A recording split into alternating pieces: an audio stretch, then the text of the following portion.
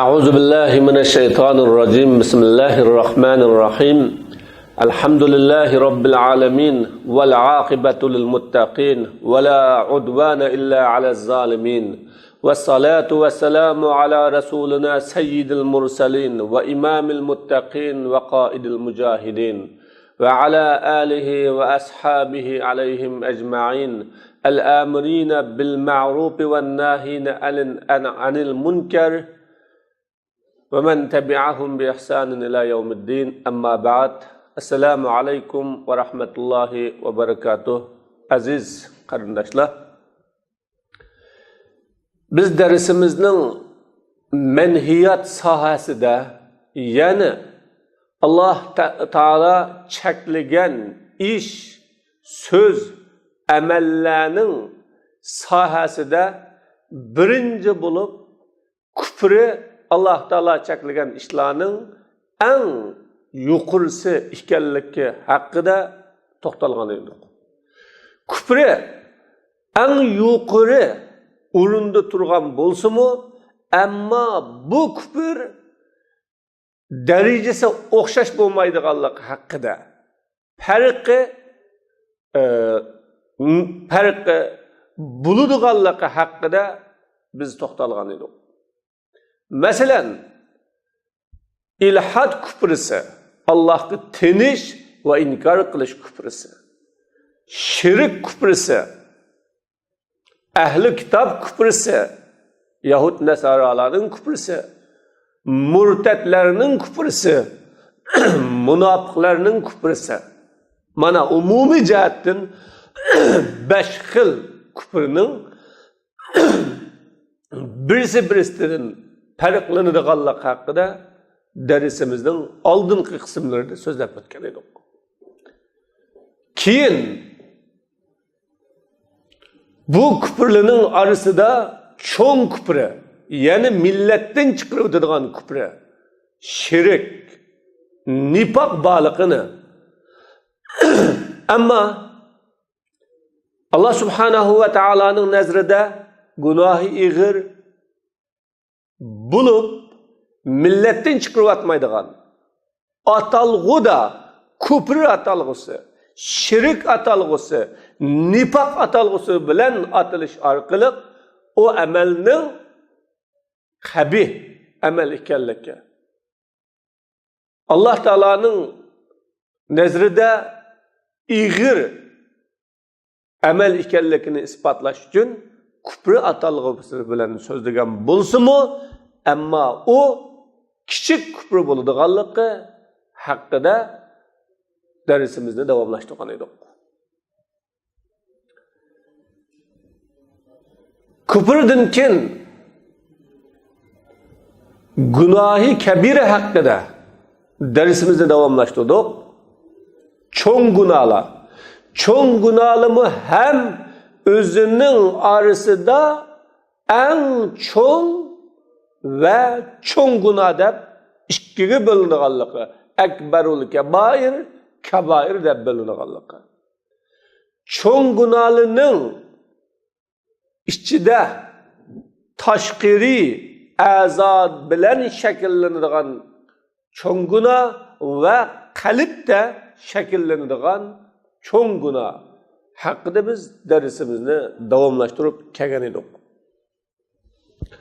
Qalblardagi cho'ng gunoh a'zoli da shakllangan cho'ng gunohdan ig'ir, yomon ishkanligi, a'zolida ishlagan o'g'irlik, zinoxo'rlik yoki g'aybat shikoyatga o'xshash bu gunohi kabiradan insan özünün niyetide, oyida işleyen kibir, haset, öçümellik, bunun iğir buluduğu hakkında dersimizni davamlaştırıp kelgan edik. Bugün şunun davamı süpürde biz birinciden Adem aleyhissalatu vesselam bilen iblisning gunohi haqida. İkinciden takabburluk jinoyati haqida. Üçüncüdün hasad, üçümellik haqida. To'rtinchidan qattiq baxillik haqida dersimizni so'zlamoqchi. Mana bu 5 tür, 5 mavzu bugungi dersimizning asosi. Ma'siyatu Adam ve ma'siyatu iblis. Adam aleyhisselamның günahı ve iblisning günahı. وقد ذكر لنا القرآن أول معصيتين حدثتا بعد خلق آدم وإسكانه الجنة.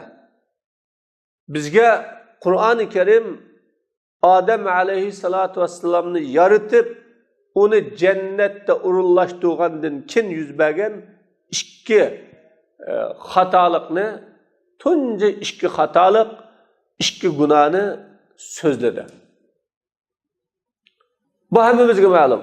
Şu Adem aleyhissalatu vesselam'ını Allah Teala yarattı, cennette urullaştırdı, cennette yaşadı. Adem aleyhissalatu vesselam'ның cennetten çıkıp ketişige sebepçi bolgan, dunyoga tushib qilishga asosiy to'rtga bolgan omil bor. U nima? U qaysi xatolik? İhdahuma ma'siyatu Adem ve zawjihi hina akala min ash-shajarati allati nahahuma Allahu anha ve hiye ma'siyatun tata'allaqu bi a'malil jawarihi az-zahira. دفع إليها النسيان وزعف الأزيمة كما قال تعالى ولقد عهدنا إلى آدم من قبل فنسي ولم نجد له عزما. Bu iki cinayetinin birisi Adem aleyhissalatu vesselam bilen ayali Hava anımızın Allah subhanahu ve taala çekligen, yiyiştin çekligen deraxtni yep sağan vaktki cinayeti. Bu iki cinayet. Bu cinayet insanın azalarının taşkiri iş hareketiga alakadar bulunduğun cinayet bu. Yani ya ağzı arqılık, ya közü arqılık, ya kolu arqılık, ya putu arqılık kılınıdığın cinayet. Yani zahiri emeller, aşkara emeller, köygülü bulunduğun emeller. Bu cinayetke unutup kılış ve iradenin acizliği törtki boğan. Şununla şu sebepçi boğan. Kur'an Allah subhanahu ve teala diginidek وَلَقَدْ أَهِدْنَا إِلَى آدَمَ مِنْ قَبْلُ فَنَسِيَ وَلَمْ نَجِدْ لَهُ عَزْمًا. Biz Adem aleyhissalatu vesselam'a bunun aldıda deraxtning meyvesini yemeslik hakkında buyruk kıldık. Adem aleyhissalatu vesselam bu buyruqni unutup kaldı. Biz onun keskin iradını tapmadık. Yani yemeymen deydiğen keskin bir iradını tapmadık. Demek İblisul la'in bu Adem aleyhisselam'ın unutup kılışı ve o acizlikten faydalanıp Adem aleyhisselam'a, ayalığa deraxtning meyvesini yeyishni uz ko'rsatdi. Ve ikisini aldash yo'li bilan yeyishga boshlab qo'ydi. Ve onu o aldamchiligini qasamli bilan ta'kidlab, natijada Allah'ning buyrug'iga xiloflik qilish ve cinayet patqiga tushib qoldi bu ikisi. Demek tunji Adem aleyhissalatu vesselam'ның ziminiga tushib ketishdagi sebep nima? O Adem aleyhissalatu vesselam'ның unutqaqligi ve keskin bir iradening bo'lmaganligi. Bu sebepçi bulup kaldı. Bununla şeytan Adem aleyhissalatu vesselam'ni her xil yol bilen qiziqtirdi ve her xil yol arqali bunu ündüdü. Demek insan davamlı unutqaqlik sebeplik yoki iradəsinin acizligi, himmetinin tüvenliki, bazı işlarni qilishda mazmut turolmaganligi sababli bu jinoyatga tushib qoladi. ولكن سرعان ما استيقظ الإيمان المستكن في آدم وزوجه فعرف مخالفتهما وتاب إلى ربهما. Lekin Adem Aleyhisselam bilen onun ayalida urullaşkan iman tizlam uygunup özünün Rabbinin buyrukıga karşılık kıgallıkını tunudu da Rabbiga tövbe kıldı o ikisi. Allah subhanahu ve ta'ala tövbesini kabul kıldı. Ve asa Adamu rabbahu fagava sümme cetebahu fetabe aleyhi ve hada. Adem Aleyhisselam Rabbiga asilik kılıp azdı. Keyin onu Rabbi talladı. Tövbegi talladı. Tövbegi muvaffak kıldı. O Rabbiga tövbe kıldı. Ve doğru yolga başladı. Fetabe aleyhi. Onun tövbesini kabul kıldı ve doğru yolga başladı. Kala bu iş köylen. Ey Allah, ey Rabbimiz, biz özümüzge zulüm kıttık. Eğer bizden günahımızda keçirim kılmasan ve rahim kılmasan, çokum biz ziyan tatlıkçılardan bulunmayız dedi. Fetelakka Adem min Rabbihi kelimat. Adem aleyhissalatu vesselam Rabbiden tevbe kelimelerini elip o arkalık Rabbiga tövbe kıldı. Rabbi inin tövbesini kabul kıldı. İnnehu huvet tevvab. Cezmen o Allah tövbeni kabul kılgıcı, rahim kılgıcı dedi. Demek mana bu şu ayette bizge Allah Teala'nın üzgütüdüğünü bu cinayetin en evveli unutup keliş cinayeti. Müslüman gafil bulup kalmaslığı, bihut bulup kalmaslığı, devamlık uygak, zirek, huşyar turuşu, özünün kimlikini unutup kalmaslığı bu intayın muhim. Hem himmeti aciz, iradesi zayıf bulup kalmaslığı intayın muhim. Çünkü aciz himmet, zayıf irade, güçlük, şehvet ve yukarı boğan menfaatinin ya ki rahatının tesiri bilen yokuludu, o muhalefetke düşüp kalıdı. Allah Teala'nın buyruğuna hılaplık kılışka düşüp kalıdı.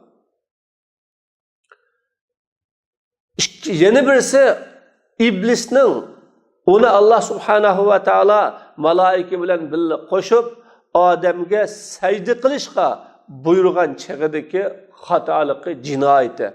Adem'ni Allah Teala öz kolu bilen yaratkan, onunla özünün ruhudun püdügen Adem'ni salam kılış, tekrimen hürmetleş üçün Allah Teala secde kılında buyurgan çağıdaki Adem'nin hatalıkı.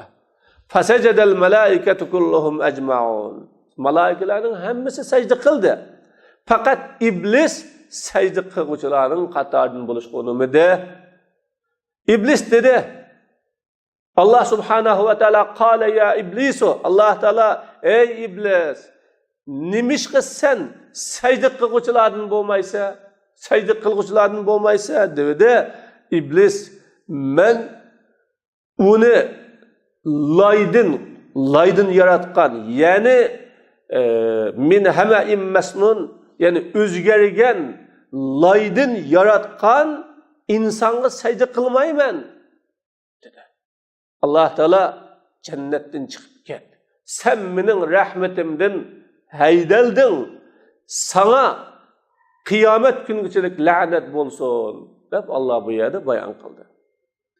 Demek bu işki Adem Aleyhisselatü Vesselam'ın cinayeti ve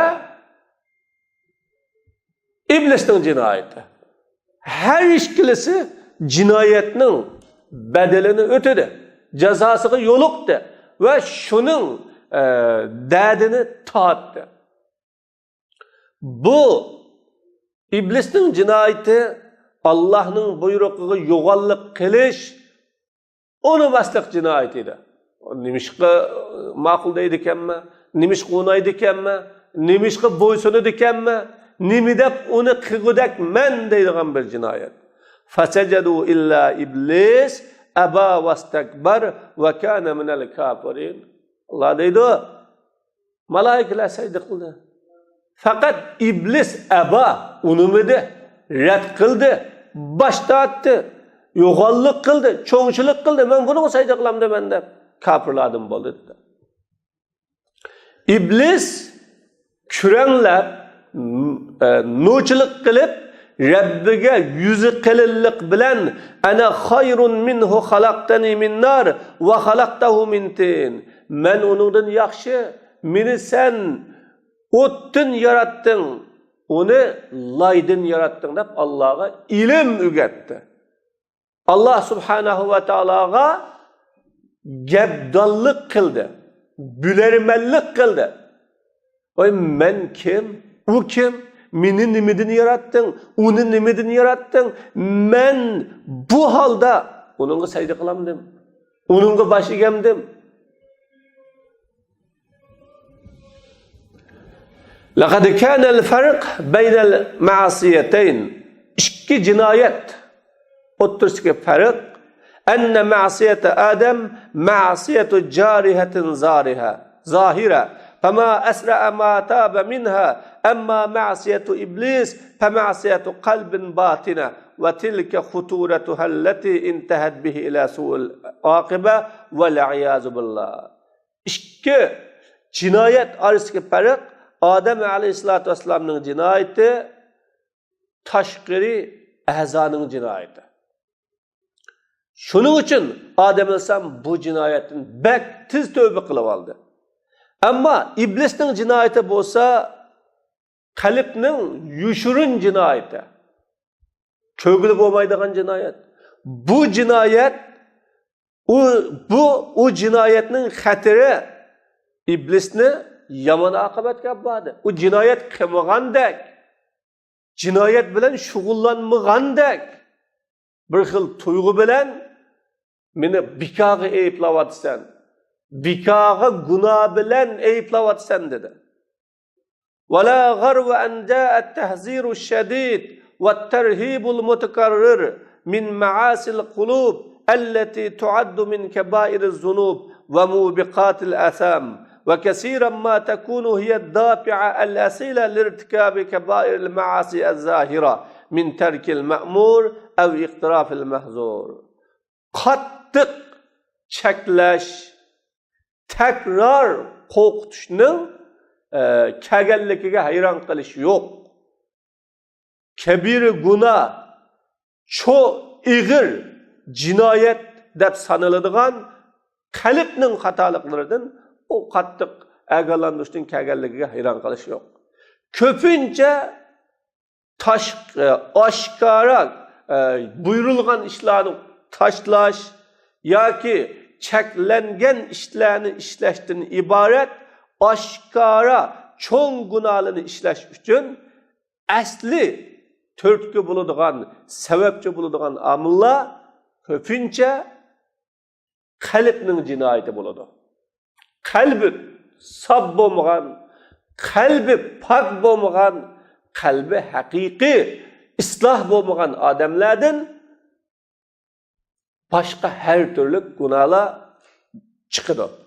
Demek, mana bu yerde Adem Aleyhisselatü Vesselam'ın hatalığı, unutup kılış hatalığı, himmetinin acizlik hatalığı, her türlü sahtılıklı bilen, her türlü perdezlangan sözlü bilen, her türlü aldamçılıklı bilen aldansa,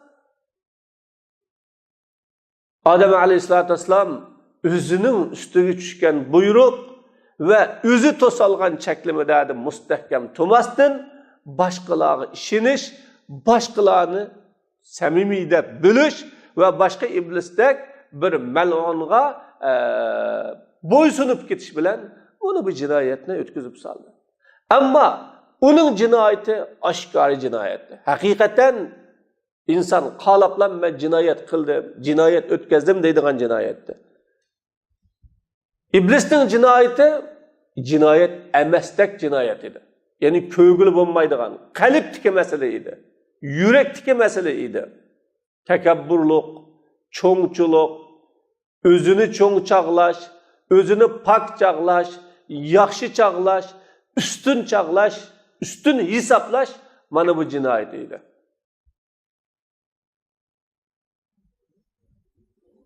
Mubiqatul kibri. İkincisi tekabburluk cinayeti. Kema ra'ayna fi qissati iblis ma'a Adem keyfe defa'ahul kibru ila rabbi emrillahi ta'ala ve qala lem ekun li escude li beşerin halaktahu min salsalim men heme'in mesnun ana hayrun minhu. Biz iblis bilen Adem aleyhissalatu vesselam'nın kıssasını köygünümüzdek iblisni Allah'ın buyruğunu red qilishqa kibrining qandaq sababchi bo'lganligini biz ko'rgunimizdek mana u dedi men odamga sajda qilmayman uni sen o'zgartirilgan loydin yaratding ya men uningdan yaxshi dedi. Mana shu jahdidan kibri, takabburlik, boshqalarni kamsitish, ko'zga ilmaslikdan qattiq agalandirish keldi. Hatta Peygamber Aleyhisselam la yedhulul cennete men kana fi kalbihi misqalu zerretin min kibrin. Cennetke kalbide zerre ig'irliqi kibri bor kishi kirolmaydi dedi. Nima uchun? Chunki kibr cennetga kirishdan to'sadigan omillarning birisi. Haqni qabul qilg'izmaydi. Haq tarafda tug'izmaydi. Haqni himoya qilmaydi. Qachonki o haq onun menfaati, onun obro'yi, onun tanlab mangan yo'li, onun ko'zlagan nishoni ya onun arzusi bilan muxolif bo'ladi ekan, o o'zining kibrisi bilan haqni tutmaydi. Boshqalarning ko'ziga ilmaydi, e'tirof qilmaydi, boshqalarning qadrini bilmaydi. Sahih hadisda bor al-izzu izaruhu vel kibriya'u ridauhu az-zamiru lillah faman yunazi'uni azzabtu. Azizlik Allah'ın izarı. Çoğunluk Allah subhanahu ve ta'ala'nın rıdası. Kim men bilen talışıdiken men onu azaplayman dedi. Bu hadis muteşabih hadislerden bulup bu hadisteki hulasa azizlik bana has, çoğunluk bana has. Kim men çoğun, men aziz deb özünü haqning g'ayri bilan, yani batil bilan izzat, batil bilan çoğunlukni da'vo qilsa, men uni xor qilib o'taman, past qilib o'taman, e'tiborsiz qilib o'taman deb Allah subhanahu va taolo hadis sahih hadisda bayon qildi. Yana bir hadisda bihasbi imra'in minash-shar an yahqira akhahu muslim. İnsanның yamanlıqıga özünün Müslüman qarindishini haqorat qilganligi yetarlik deb bor. Bir insonning askiligi, nacharligi, uning Müslüman qarindishga qilgan muomalasi bilan ifodalanadi. Müslüman qarindishini ko'zga ilmasa, e'tiborga olmasa, haqorat qilsa, ya uni aziyat bersa, masxir qilsa, bu yetarlik Müslümanga. Men cerre sevbahu khuyala lem yanzurillahu ileyhi yevmel kıyame. Qanda bir kishi kiyimlerini çoğ mutakabbirlik qilib so'ratsa, Allah onun kıyamet günü qaramaydi. Ve laqad zammel Kur'an el-kibra vel mustakbirin fi ayatin shatta ve bayyana ennel kibra huvellezî mena'al kesîrîne minel iman bir rusul ve intaha bihim ila cehennem. Kur'an-ı Kerim kibir bilen yoğallık kılgıçılarını nurgun ayetlerde söktü. Pek köp ayetlerde söktü. Ve kibirinin nurgulluğan insanlığını peygamberge işiniştin tosap, ulanı cehennemge yol elişqa sebepçi bo'lganligini bayon qildi. Ve cahadu biha vastayqanatha anfusuhum zulman ve uluvan. Ular oyatga ko'nglida ishinib turib, jazmiyat qilib turib, nahaqchilik qilish ve yo'g'onlik qilish uchun tandi dedi. Demak, takabburlik bu. Ko'nglida haqni e'tirof qiladi, haqni tunuydi, haqni tushunadi, haqning kim tarafda ekanligini biladi. Ammo buni e'tirof qilsam, ey musho Mamitaxun, Samitaxunga agishib qolamanmi? Uning diginini e'tirof qilgan bo'lib qolamanmi? Uning oldida o'rnimni yo'qotamanmi? Uning oldida qadrimni tushirib olamanmi deb uni inkor qiladi. Uni ayıplaydı. Karşı tarafni batılgı yok çıqarğı nisbat berdi. Çünkü karşı tarafni yok qilgandan keyin an o'zining haq bo'ladi. Karşı tarafni pastlagandan keyin o'zining ustun bo'ladi. Karşı tarafni xatoga chiqargandan keyin o'zining to'g'ri bo'ladi. Fadkhulu abwab jahannam khalidina fiha falabisa maswal mutakabbirin. Sizlar jahannamning eshiklaridan kiringlar.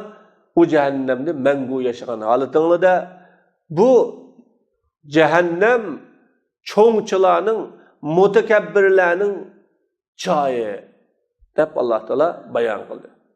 Demek Allah Teala bu cehennemni mutekebbir, çoğunçı, özünü çoğun tutuduğun, başkalarının közüge ilmaydıgan kişilerin ornu dedi.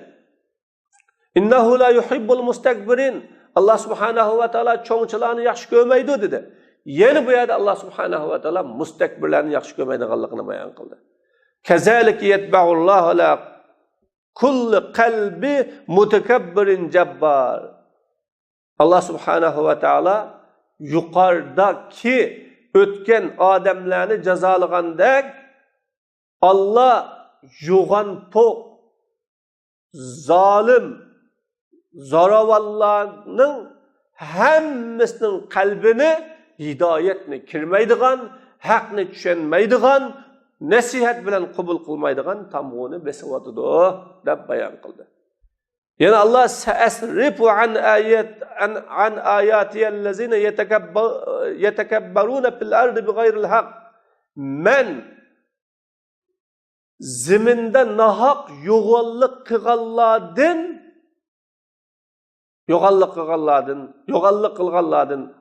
yo'g'onlik qilganlarni oyatimni tushunishdan, oyatimni tunishdan to'siman, cheklayman deb Alloh taolo bayon qildi. Demak, mana bu takabburlik jinoyatining naqadar ig'ir jinoyat ekanligi birinchi bu Qur'onni tushunolmaydi.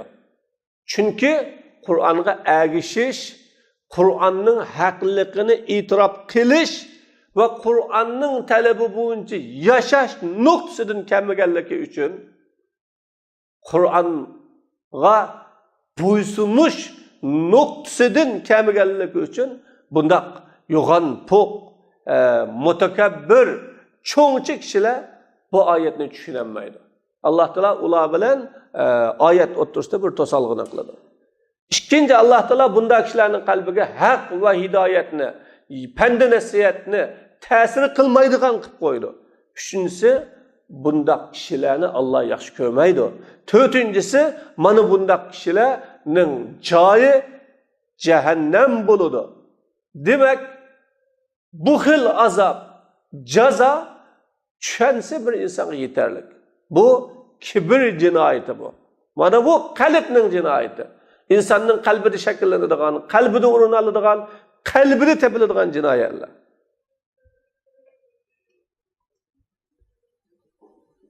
Üçüncüsü el-hased vel-bagda. Hased, çidimaslık, musulmanlığa üçümellik kılış, yaman görüş.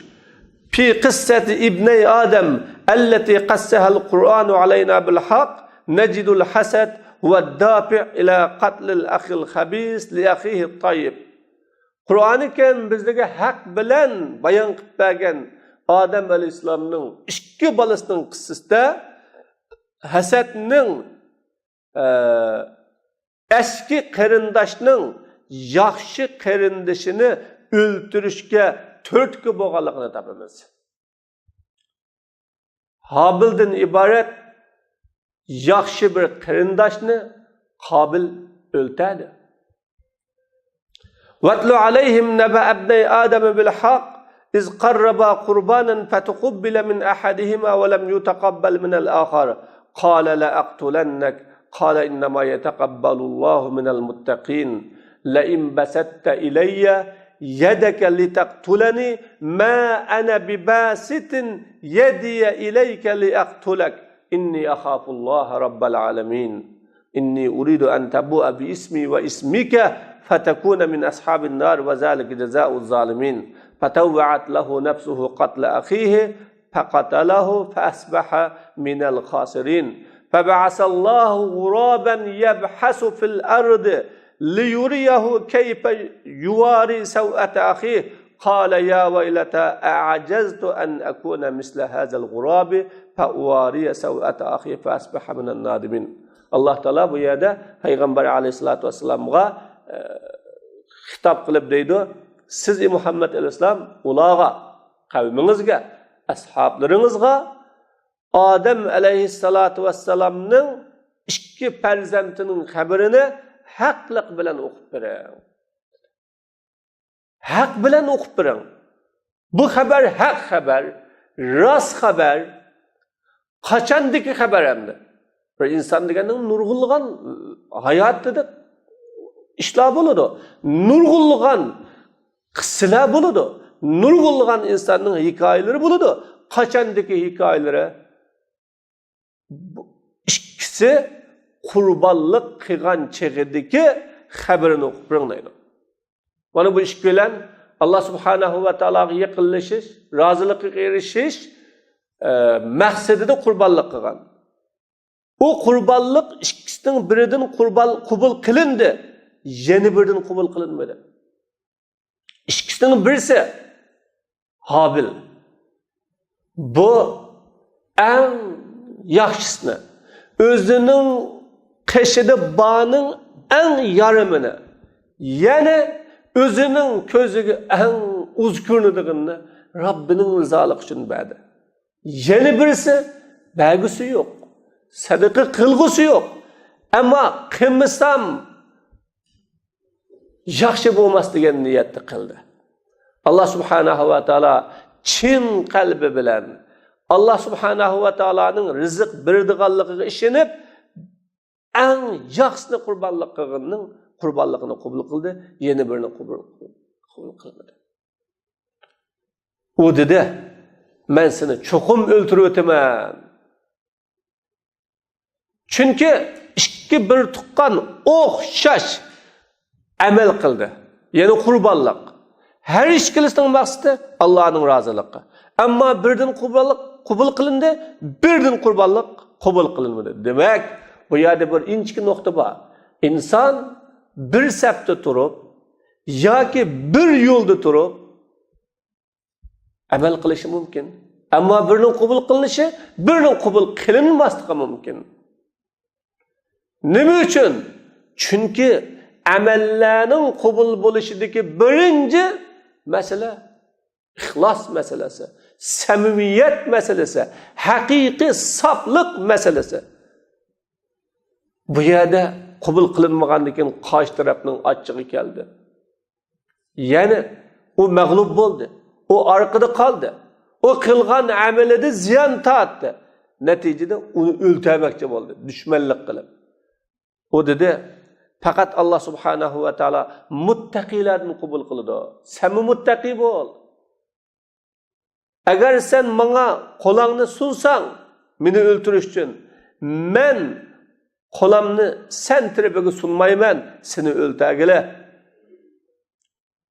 Inni axafulloh, men olamlarning egisi Alloh subhanahu va taolodan qo'rqaman. Chunki seni o'ltirish jinoyat. Men bu jinoyatni ishlamayman. Agar meni o'ltirmoqchi bo'lsang, o'lta. Lekin men seni o'ltirmayman. Sabab yo'q. Inni uridu an tabu'a bi ismi. Men haqiqatan men sening mening gunohimni yudib ustunga elib, o'zingning gunohing bilan qaytishingni iroda qilaman. Shuni xohlayman. Natijada sen dovzax egiladigan bo'lasan. Mana bu zolimlarning jazosi dedi. Yani senin günahın meni öldürgen günah. Menin günahım. Meni nahak öldürgenlik için menin kılgan günahımni sen yürüse bunu bilen ketişini kalayman. Şunun bilen Kabilga onun köngli nefsi kerindişini öldürüşünü uz köksetti. O kerindişini öldürdü. Ziyan tartışılı adam oldu. Yani nefs en yaman insanını hatalaştırdıgan menbe.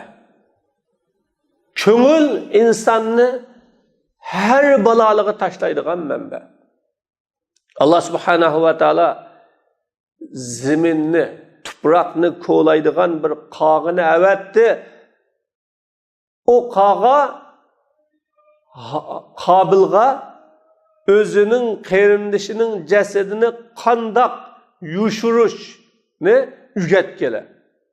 O dedi, Xudoyim, ya vaylata degan, Xudoyim, men bu qog'ichilik bo'lishdan ojiz keldimmi? Favariya sav'ata axi, neticede özümnin qerindishining jasadini bir yo'g'igidek bulanmadim mı? Dedi, pişman qilganlarning qatoridan. Tava, men bak aqlsizkenman. Men bak nadankenman. Mushu qog'ichilik aqlim yo'qken dedi. İnsan cinayet ötküzüşte o cinayetini uz ko'rib, qilg'usi kelib ötkazgan bilan cinayet ötküzüp bo'lgandan keyin pishman qiladi. Her qandaq bir insonning xato, batil ish bo'lsa, onu qilgandan pishman qiladi. Ammo haqda pishman yo'q, haqda nadomat yo'q. Mana bu yerdagi hasad ve üçümellik Adem öldürüşten ibaret insan tarihindeki tunca en ihir cinayetini kılışkı sebepçi oldu. Kur'an-ı Kerim hasadxo'rning şerridan panoh tilashga buyurdi. Ve min şerri hasidin iza hasad. Hasadxo'rning hasad qilgan vaqtdagi şerridan panoh tilayman deng dedi. Yani shuningda Kur'an-ı Kerim Yahudlarni hasad bilan sifatladi. Em yahsudun nas ala ma atahumullahu min fazlih.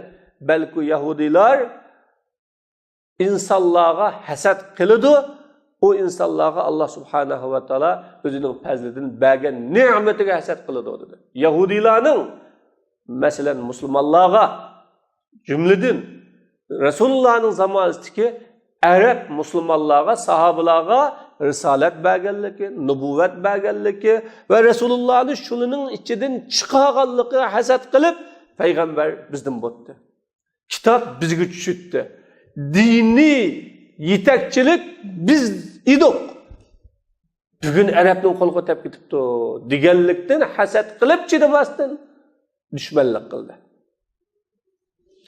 Qur'oni Kerim hasadni İslamga ishonishni to'sadigan sabablardan ve İslamga suiqasd qilishning sabablaridan qildi. Vadda kasirun min ahlil kitab law yaruddunakum min ba'di imanikum kuffaran hasadan min 'indi anfusihim min ba'di ma tabayyana lahumul haq.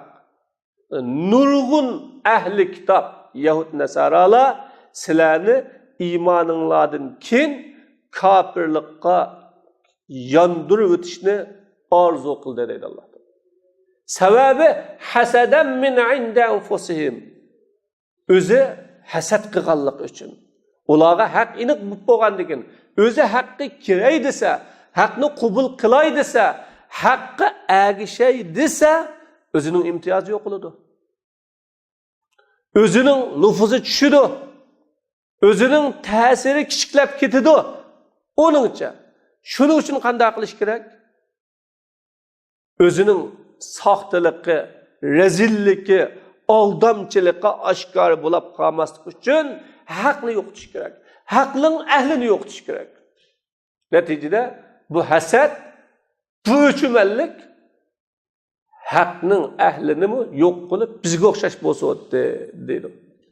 Demak bu hasad Hatta insanlarni kafir qilishga, dindan chiqarishga, iymon e'tiqodini ayirishga sababchi bo'ladiganligini bayon qildi. Payg'ambar alayhisolatu vasallam hasad bilan o'chmanlikni millatning kasallari va uning xatarlik bo'lgan dinga bak ta'siri ko'rsatadigan kasallarning qatoridan qildi. Payg'ambarim deydi: "Dabba alaykum da'ul umam min qablikum." Sizlarga sizlarning oldingizdagi millatlarning bir kasali yo'qdi. Ya'ni o'chmanlik, hasad kasali yo'qdi dedi Rasululloh.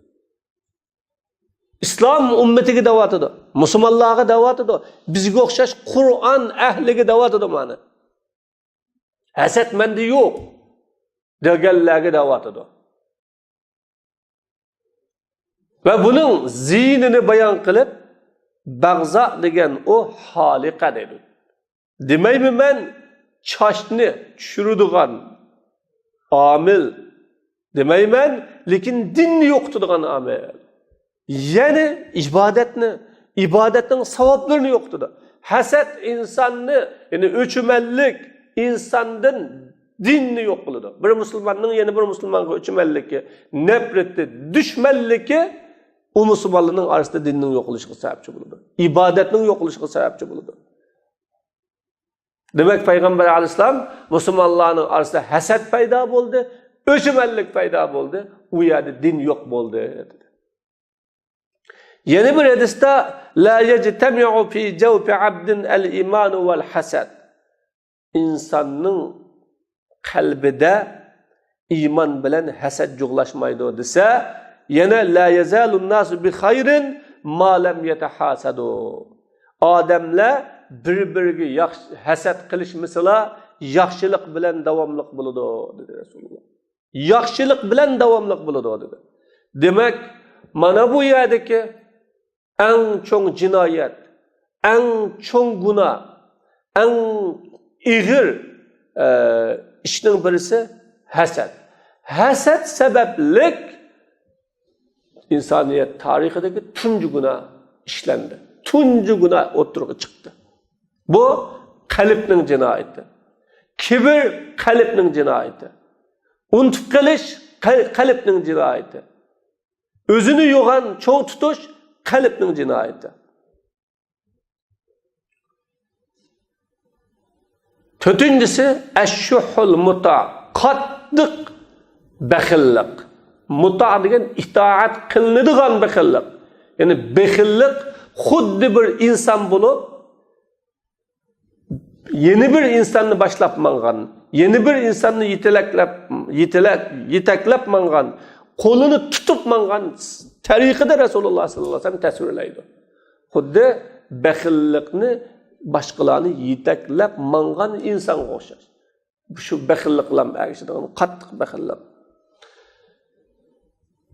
Qalbning cho'ng gunohlaridan 3 tane halak qilg'uchi gunoh bor. Buningdan ulug' hadis sharif agalandı. Salasun muhlikat, shuhhun muta'un ve havan muttaba ve i'cabul mer'i bi nefsi.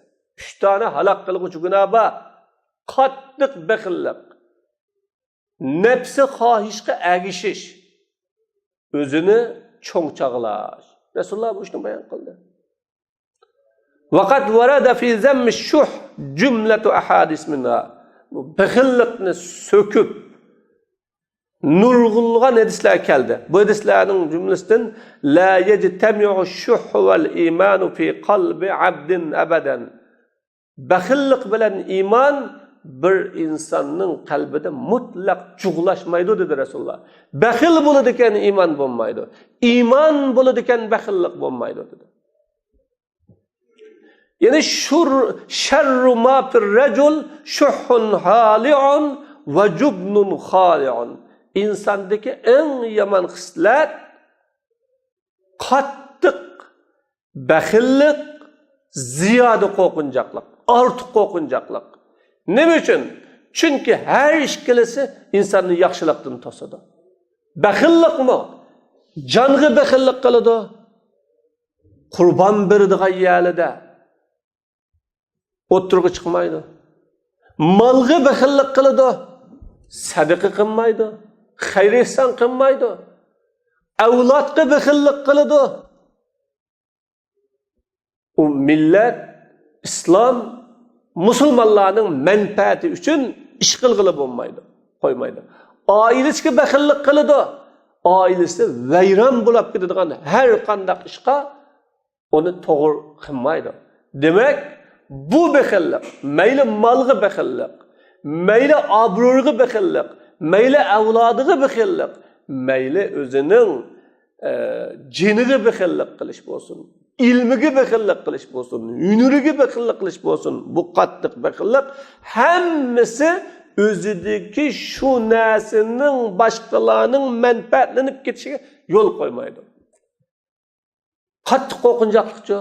İnsan qattiq qo'rqinchoq bo'lgan chaqda g'ururini, vijdonini yerga uradi. Haqni deyolmaydi, yaxshilikni qilolmaydi. O'zining kimligini hatto isbotlayolmaydi. Nega yetaklasa mangadi? Nimaga boshlasa mangadi? Nima qiling desa qiladi. Shunchalik sharmanda va rasvolikni qilishni talab qilsa, ham u qiladi. Nimadan? Qattiq qo'rqinchoqlikdan. Ziyoda qo'rqinchoqlikdan. Shunga bu islom bir insonda, erkakda baxillik ham qo'rqinchoqlik bo'lishni yomon sifatida. Bu erga yarashmas bu. İttaqu zulma fa inna zulma zulumatun yawmal qiyamati wattaqu şuhha fa inna şuhha ahlaka man kana qablakum hamalahum ala an safaku dima'ahum wastahallu maharimahum. Zulmdan saqlaninglar. Haqiqatan zulm qiyomat kuni qorong'ulik. Kimga bo'lsin bu zulm? Oila, avlod, yaqin yo'q, el-yurt, yurt mahalla her qandığıga zulm qilishdan saqlaninglar. Bu zulm qiyomat kuni qorong'ulik, qalb qorong'ulik. Baxillikdan saqlaninglar. Haqiqatan baxillik sizlarning oldinglardagi kishilarni halok qilyapti.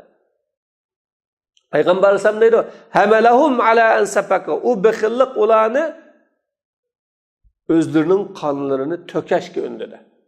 Baxillik qilib haram işlerini halal savaşqa undidi. İstahallu maharimahum. Haram işlerini halal savaşqa undidi. Baxillik şu boshqalar paydab ketami, boshqalar shunga erishib qolami deb haramni halal qiladigan. Boshqalarning shunga erishishiga chidamay hasad qilib qon to'kadigan. Mana buning g'abbadidir Rasululloh. Hatto baxillik o'zi uchun, oilasi uchun, avlodi uchun, millati uchun, vatani uchun foydali ishlarni qilishdan to'sidi, cheklaydi, natijada u yo'qoladi. İyyakum veş-şuhha fa inna ma halaka man kana qablakum biş-şuhhi amarahum bil qati'ati faqata'u ve amarahum bil bukhli fabakhilu ve amarahum bil fujuri fafajaru. Sizlar baxillikdan saqlaninglar. Fakat sizlarning oldinglardagi kishilar baxillik bilan halok bo'lib ketdi. O baxillik ularni urug' tuqqanchilik munosabatni uzitishga buyurdi, uzyapti. Ularni baxillik qilishga buyurdi, baxillik qildi. Ularni askilik qilishga buyurdi, askilik qildi dedi. Hani islom mishadi bir nuqtaga diqqat qiling o'quvchilar. Qala al-ulama ash-shuh bukhlun ma hirsin فهو أبلغ في المنع من البخل. İslamda şuh, buxl deydigan bir gap bor. İkkalasi baxillik. Shuhmi baxillik, buxlmi baxillik arab tilida. Shuh degan ochko'zlik bilan, hirismanlik bilan baxillik qilganlik. O'zida bag'i to'ymay, qanoat qilmay, o'zidagi bag'a kifoyalanmay yana boshqalarga baxillik qilganlikni baxillik deymiz. Mana bu baxillikdan to'sashda bakroqdir. Baxillik degan al-buxlu, baxil degan gap bu so'z arab tilida malga baxillik qilishga ishlatiladi. Bu malga baxillik qilsa baxillik qildi deymiz. Şuhu degan bu söz Arab tilida insonni mal berish, yo yaxshi ishlarni qilish, yo taat ibodat qilishdan erkin azoda shug'ullanishdan to'sadigan har qanday narsaga ishlatiladi. Mayli pul mal beramsiz, mayli dars o'qitamsiz, tabliğ qilamsiz, kitob yozamsiz, ummatning bir xizmatini qilamsiz, yo bir yaxshi ibodat bilan shug'ullanamsiz, shuningda istirsal degan erkin azoda xotirjam qilishdan ko'ngilni to'sadigan ish bu shuh. Shuhul hali o egisiga bearamchilikni yetkazadigan shuhni deymiz. Bu eng yomon sabrsizlik. Ma'nisi o baxillik qilib turib annahu yajza'u fi shuhhi ashaddal jaz ala istiqrojil haqq minhu.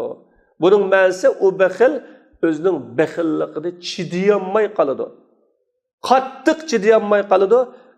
Uningdan haqni chiqarib olganligi. Ayna baxil bo'lsa-mu, uni deb, buni deb haqni chiqarib olganligini chidayolmay qoladi. Ular dedi, "Vala yajtami'u shuhhu ma'a ma'rifatillah abadan." Bu och ko'zlik, baxillik Allohni tunish bilan abad juglashmaydi. Sixiliq chiqim qilishdan to'sitqini faqirlikdan qo'rqish. Bu faqirlik degan Allohni bilmaganlik. Allah'ın vədisiga, Allah'ın kefil buluşuğa işence qılmaganlık. Mana şu cəhdidən bir hadis baxillik bilan imanның insanның qalbini insanның qalbida juğulishni yo'qqa chiqardi bir hadisda. Her ishkilisi yana meni qo'g'labdi. Chunki iman Allohga ishonish, Allohga tayinish buyuruydu. Qo'lamdagi tugib ketami? Allah bədi. Cinim çıkıp ketami? Allah bədi. Dünyada birer işqa yolu qamı? Allah ba. Allah'ın iradı qılğından sırt olmaydı deydi de o qıgısı kılıdı. Baxillik degan kam baxil. Mani versen tugab qalıdı. Canını versen ölüp qalısan. Evlatını versen azapta qalısan. Onu qılsan akıbeti yaman buludu da bunundan tosudu. Mana bu ikisi birbiriga qarşı bu. İman kang qo'saq bo'lish. Iymon shajoatlik bo'lishqa, baxillik qo'rqinchoq bo'lish. Baxillik insonni yaxshilik qilmaslikqa buyuradi. Shuning uchun bu ikkisi bir yerda jo'qlashmaydi deb Rasululloh sollallohu alayhi vasallam bayon qildi. Demak, qattiq baxillik bu qalbning ibodati. Hasad, Öçümellik, bu mu kalbinin ibadeti? Tekabburluk, kalbinin ibadeti.